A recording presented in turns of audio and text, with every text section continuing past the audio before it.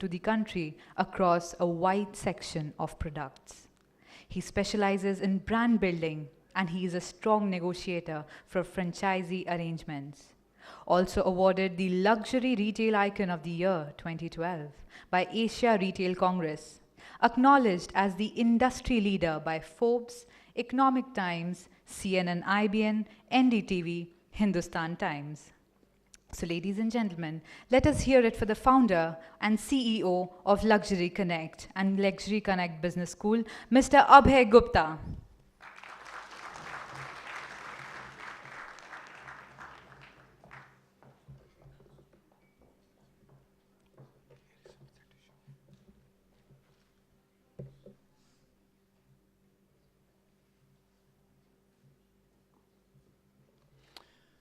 Good afternoon. Well, I'm privileged to be the third speaker after two very inspiring speeches by entrepreneurs who've been in the entrepreneur space for very long. Fortunately, unfortunately for me, I have been in this space only for the past 3 years. But having said that, and having faced challenges like, tu pagal ho gaya hai, at this age when people think of retiring, you want to get into entrepreneurship, I would say that it was something to do with what the previous two gentlemen said. It is something to do with belief, it is something to do with conviction, and it has got something to do with what is it that Indians cannot do and what is it that only an expat can do. Those are certain questions which came to my mind during my long journey in the luxury space. If I give you a quick rundown, it is very interesting to know that by education, while I was at your age, I'm a marine engineer. For a marine engineer to be a luxury stalwart or a luxury icon is quite a long journey. But I have taken life the way it took me, and I tried to challenge what came my way by accepting and rising to what was required from me by life. This long journey over the past almost 30 years now, I have been involved in the luxury space for almost, say, 20 plus years.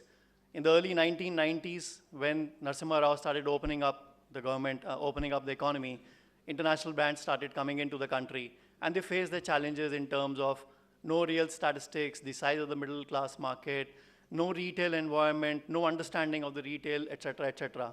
So that led me through a journey which eventually, towards the end of my long professional career, I was heading a corporate which was bringing in international luxury brands. During that tenure, for the last maybe 5-6 years in that company, I rose that company from a mere 15 crores shop into a 250 to 300 crores, 32 luxury stores on a pan-India basis. The most interesting point I came across was, when I looked around myself, I found that most luxury brands across India are not manned by Indians. If you look at a Audi, you look at a Mercedes-Benz, you look at a BMW, you will find that there's an expat sitting as a country head. Now, what is wrong with our Sunil Goyals and what is wrong with our own people when we can have Atul Pandit, we can have a Rajat, and we can have a Satya Vadela heading Microsoft more recently, we can have Nui heading a Pepsi. Why is it that a luxury brand does not want to engage an Indian as a top manager in the country? The size of these brands are much, much smaller than, let's say, other fashion companies or other companies which operate in India. But despite that, there must be something which is differently done in luxury brands.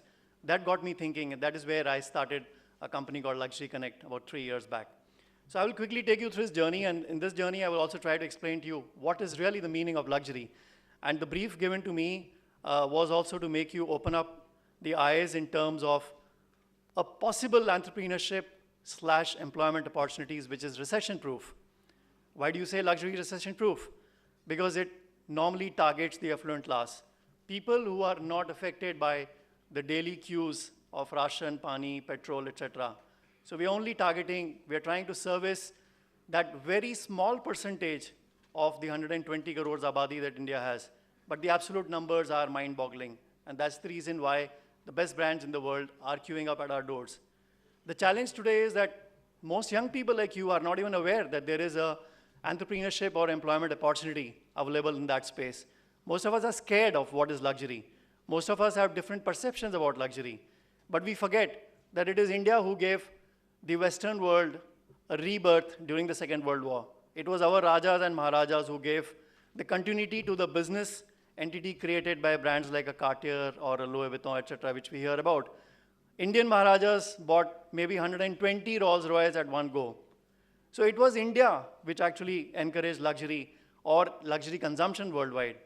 Maybe the average Indian was subjugated for a long period of rule by the British government. But luxury has taken a full circle. And we are today free. We have a choice. We have a rising disposable income. We have a youth population. Average Indian is aspiring. My children ask me, why shouldn't we have what the rest of the world has? So it's exactly what the youth of the country is asking. So with that connection, let me try to explain to you quickly what is the meaning of luxury and what does Luxury Connect do. Friends, what is luxury? To some people, it's an expensive car. For other people, it's shopping. For somebody else, it's an expensive bag or a shoe or a holiday or fine dining or wine, etc. Or family time. For busy people like entrepreneurs, we don't have time for our families. So for us, luxury is family time. So let's try to understand the luxury which most people perceive only as fashion. How do you academically sort of segment it?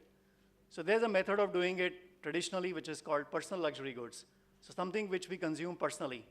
You would have fashion accessories, that's very apparent and it's very visible. You would have automobiles, again, highly visible in India. You could have watches and jewelry, again, something which you consume.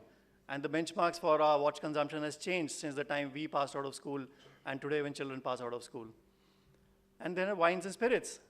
So these are something which is very easy for people to know.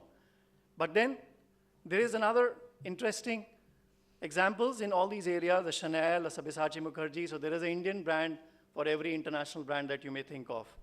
Similarly, in accessories, in jewelry, in automobiles. I'm going to skip through these, but just to give you an idea. But you have something else called experiential luxury, in which you don't own the product. You're only enjoying the experience of luxury. Probably a simple example would be watching a movie in a normal PVR versus a director's cut PVR. Why do you spend that 1,200 rupees against 300 rupees for watching the same movie? You're only investing in the luxury part of it or the experience part of it.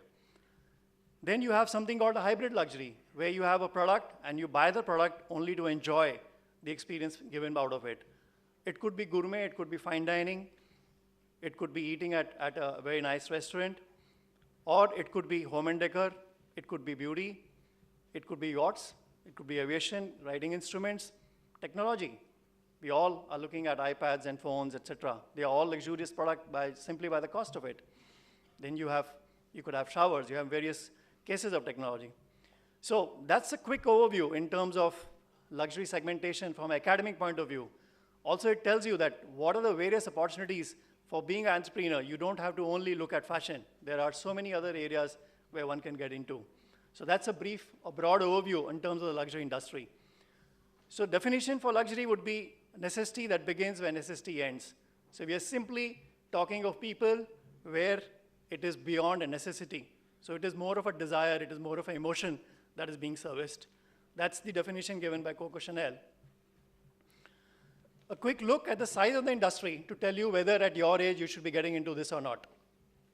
$1.4 trillion is the size of the global industry, almost the GDP of India.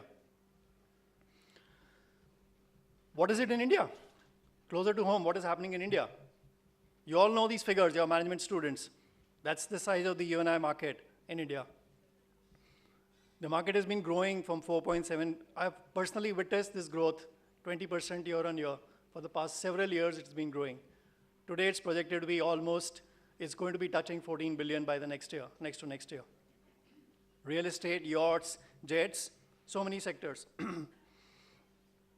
It's also covered in the news. We are short of time. I don't want to show you the videos. So I'm just trying to, you can search on YouTube and you can find enough videos to tell you what is happening in the luxury space today, what is the size of the market, who are the people involved in the luxury business, and how you can make an entry into the luxury business. What are the challenges the industry is facing? So those are some of the challenges. There are FDI, regulatory cholesterol. There are reaching the consumer. Our rich people are spread all over the country. You don't have critical mass to set up stores all over.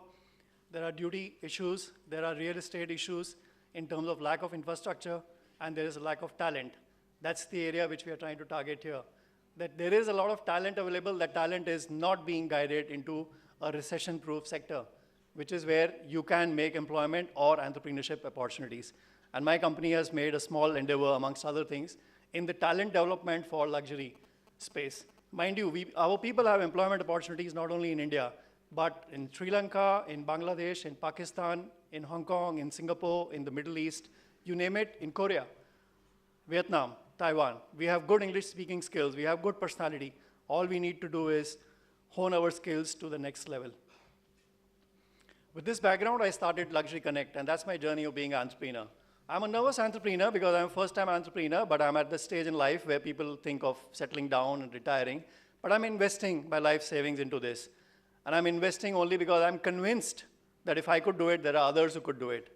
And why not be trained? We create a talent pool. So that's one part of our business. So Luxury Connect is operative in all the sectors of luxury.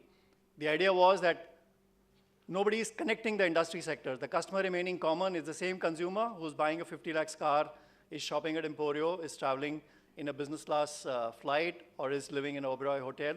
He's got similar needs.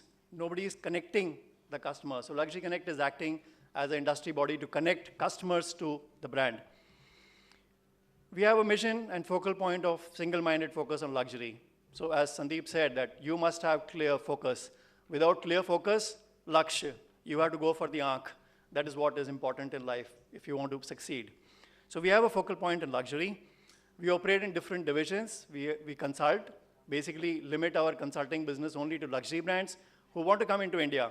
Mind you, there are a lot of luxury brands from India who are looking at going abroad today. We also are instrumental in helping them to strategize, find partners, distributors, retail outlets worldwide. So the consulting business is purely for luxury into and luxury out of India. It's a two-way stream that we have created for luxury space. These are some brands which have joined hands with us despite our very young stage. So we have given competition to the established players in the consulting business. It's only because we come from real-time experience and we give a strategy which is more practical as compared to maybe a paper strategy. So a quick snapshot in the last 3 years, despite recession, the kind of brands who have shown interest or have signed up to work with Luxury Connect. The consulting division is supported by another division which is into sourcing. This is very interesting because most luxury brands, the minute they hear of coming into India, they talk of what is this 30% sourcing out of India clause that the government puts.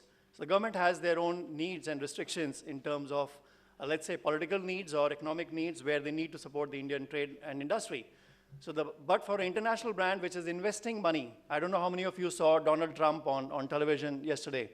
He's willing to invest a whole lot of money into the Indian real estate. His brand has been taken over by Lodha. Not taken over, but partnered with Lodha Builders in Mumbai. Now this brand wants to invest in India. Now the government says, if you want to bring your brand to India, you want to do business, you must source 30% out of India. Now imagine an Audi car. For every 10 Audi cars sold, 3 need to be produced in India. Is that practically feasible? Because in luxury, we are talking of craftsmanship. We are talking of a brand DNA. We are talking of a country of origin. So what our craftsmen can do, as we had the minister speak this morning, others cannot duplicate. Similarly, every luxury brand has got a heritage behind it that cannot be duplicated by other people. So our sourcing business helps to find solutions for these kind of challenges. And some of the brands which are working with us for sourcing are a quick snapshot, and you can see that they're some of the best brands in the world. So the message I'm trying to give you is that despite being a young entrepreneur at an old age, we have been able to challenge the more established players simply because we chose our niche very, very carefully. The third part of our vision was to establish India's first luxury business school. If you notice the A.T. Gurney slide, that we have already been recognized and noticed for the development we are doing in the talent space, because luxury needs a special kind of a talent. Having said that, I don't mean to say that our management schools are not producing good managers, but the fact of the matter remains that none of the luxury brands are really manned by Indian managers at the top level. Our guys stop at operating level. So that's the challenge which we are trying to address through this. Our research showed that worldwide, luxury brand management as a specialized area started somewhere in 1990. We brought it to India in 2014. So we are talking of a stream which is only 24 years old worldwide. And there are very few schools in the world, just 5 to be precise, who are offering this particular stream. And I'm proud to bring this to India for the first time. Yeah. So I'll run through quickly. There's a survey behind. Those are some international associations we have.